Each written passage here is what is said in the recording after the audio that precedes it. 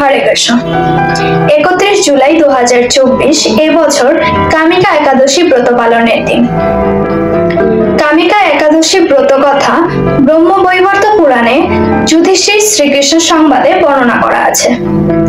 সেখানে যুধিষ্ঠির মহারাজের প্রশ্নের উত্তরে ভগবান শ্রীকৃষ্ণ কামিকা একাদশী ব্রতের কথা বর্ণনা করেছেন।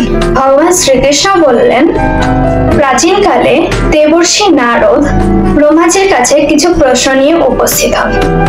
নারদ মুনি ব্রহ্মাজিকে প্রশ্ন করেছিলেন, কামিকা একাদশী ব্রত পালনের বিধান কি? কামিকা একাদশী ব্রত পালনে কি পুণ্য লাভ হয়?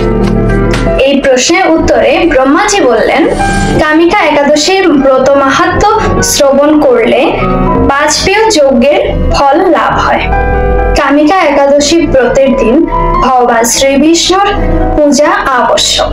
মহাতীর্থ, গঙ্গা, কাশী, নৈমিষারণ্য ও পুষ্করে বাস ও স্নানে যে ফল পাওয়া যায়, কামিকা একাদশী ব্রতের দিন শ্রী বিষ্ণুর পূজনে সেই ফল পাওয়া যায়। কেদার ক্ষেত্রে, কুরুক্ষেত্রে সূর্যগ্রহণ কালে স্নান করলেও যে ফল পাওয়া যায় না, সেই ফল শ্রীকৃষ্ণের সেবা পূজা করলে এই দিনে পাওয়া যায়।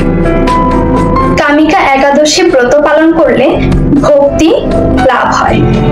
কামিকা একাদশী ব্রত পালন করলে মানুষও পাপ থেকে আলাদা থাকতে পারে, ঠিক যেমন পদ্ম পাতার উপরে জল। কামিকা একাদশী ব্রতের দিনে যে ব্যক্তি তুলসী প্রণাম করেন, মন্দিরে দীপদান করেন, চিত্রগুপ্ত মহাশয়ও তার পুণ্য লিখতে অসমর্থ। ব্রহ্মাজি আরো বলেন, ব্রহ্মহত্যা ও ভ্রূণ ইত্যাদি পাপ কামিকা একাদশী ব্রত পালনের আনুষঙ্গিক ফলে নষ্ট হয়ে যায়। শ্রদ্ধাপূর্বক এই ব্রতের মাহাত্ম্য পঠন এবং শ্রবণে মানুষ বিষ্ণু লোকে গমন করতে পারেন।